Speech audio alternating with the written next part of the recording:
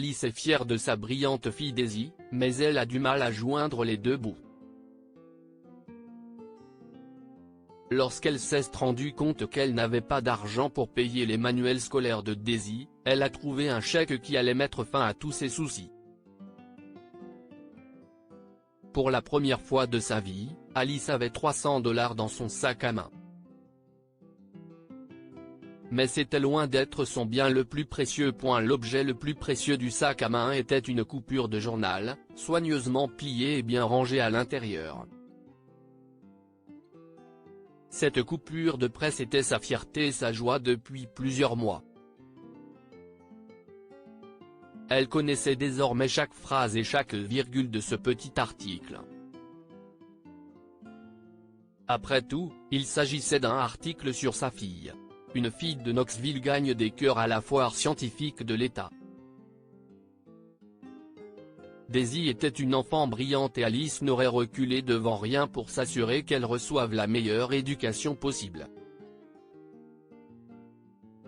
L'école de Knoxville fournit à Daisy les bases parfaites pour un avenir scolaire brillant. L'école n'était peut-être pas l'une des 5 meilleures de la ville, mais elle comptait certains des meilleurs enseignants. Madame Ford et Monsieur Brosnan sont 2 personnes qui ont reconnu très tôt le talent de Daisy et l'ont guidée vers les opportunités qui lui permettraient de briller. Mais c'était au lycée. Après le projet acclamé de Daisy à la foire scientifique, il était facile pour elle d'entrer dans une bonne université.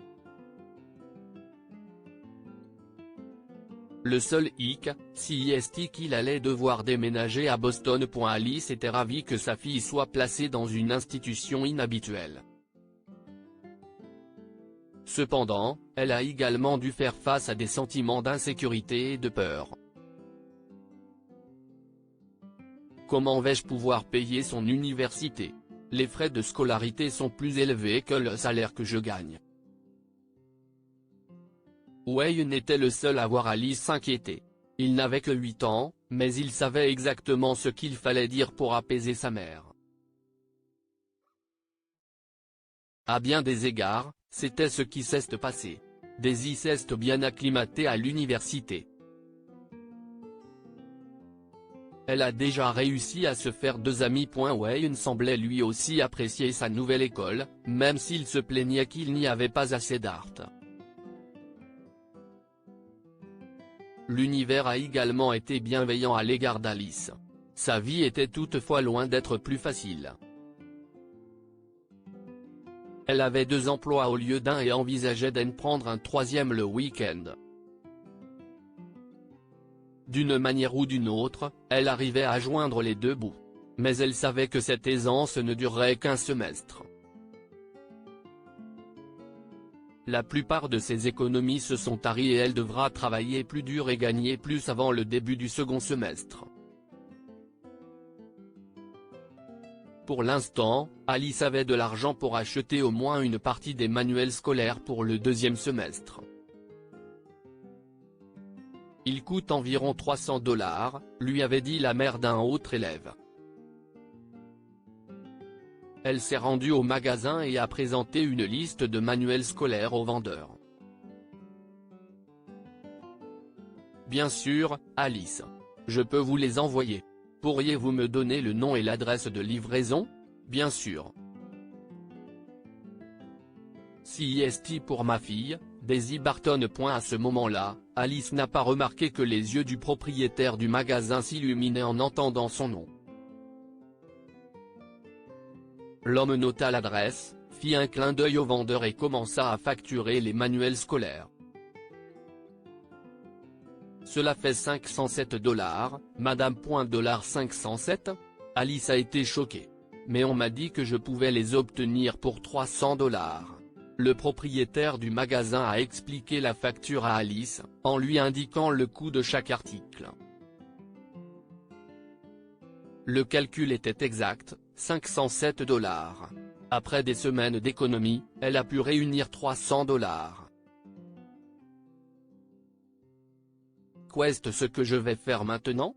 Non, non, je peux vous payer 300 $ maintenant. Si est bon, madame. Je veux bien attendre une semaine. Vous pourrez alors me payer en totalité. Alice a été touchée par la gentillesse de l'inconnu, mais elle a aussi ressenti une profonde gêne dont elle ne pouvait se défaire. Le soir même, la boîte de manuels scolaires est arrivée. Bien qu'elle sache qu'elle se trouvait dans une situation financière délicate, Daisy a sursauté à la vue de ses livres. Elle les a sortis de la boîte un par un, a feuilleté les pages et s'est imprégnée de l'arôme des pages neuves et craquantes. Wayne s'est assis à côté d'elle, curieux d'ouvrir les livres et d'essayer de lire les gros mots. Alice et Daisy ont ri de l'innocence de Wayne et de sa façon de dire 90 000 $. Alice a pris l'enveloppe et l'a ouverte. Elle en sortit d'abord une photographie. On y voyait Madame Ford et Monsieur Brosnan debout avec quelques autres professeurs. Ils semblaient tous sourire fièrement et montraient du doigt un cadre accroché au mur. En regardant de plus près, Alice se rendit compte qu'il avait encadré l'article de journal sur Daisy et l'avait affiché pour que tout le monde puisse le voir. Puis il y eut une lettre. Daisy la lut à haute voix: « Chère Alice, nous savons que vous ferez tout ce qui est en votre pouvoir pour l'éducation de vos enfants. Néanmoins, nous sommes heureux de vous aider. Voici un chèque correspondant à l'argent que les autres écoles et nous-mêmes avons collecté pour l'éducation universitaire de notre petite héroïne de Knoxville, Daisy.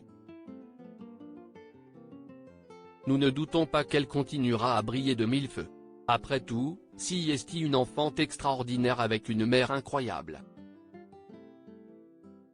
Amour de Knoxville High. » Daisy a fondu en larmes après avoir lu la dernière ligne. Derrière la note se trouvait un chèque signé pour Daisy. Et à la surprise d'Alice, il s'agit d'un chèque de 90 000 $. Tu vois maman, je te l'avais dit. J'avais raison. Wayne se joint à l'étreinte familiale, les yeux pleins de larmes. Une fois de plus, l'univers avait comblé sa famille de bonté. Que pouvons-nous apprendre de cette histoire? L'univers prend soin de ceux qui travaillent dur. Alice était une bonne âme qui travaillait dur pour éduquer ses enfants. En retour, elle a reçu une aide abondante au moment où elle en avait le plus besoin. Si vous croyez en quelqu'un, faites tout votre possible pour l'aider. Les anciens professeurs de Daisy croyaient vraiment en son potentiel. Même après qu'elle a quitté l'école, ils ont pris l'initiative de collecter des fonds pour financer son éducation future. Partagez cette histoire avec vos amis. Elle pourrait égayer leur journée.